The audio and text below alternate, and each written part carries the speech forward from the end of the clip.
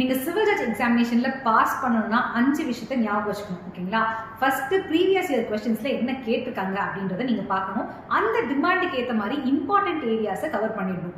Next பாத்தீங்கன்னா உங்களுக்கு revision and notes ஹேண்டியா இருக்கணும். எஸ், நான் இதெல்லாம் தான் படிப்பேன், இதுல இருந்தா கேட்பாங்க அப்படின்ற கான்ஃபிடன்ஸ் இருக்கிற அளவுக்கு உங்களுக்கு ஒரு நோட்ஸ் இருக்கணும். ஓகேங்களா?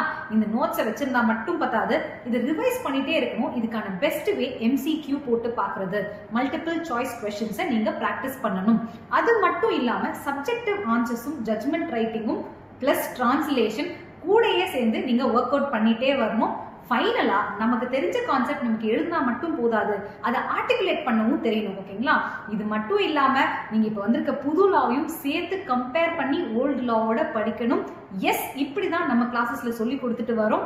we have a new batch starting this Friday.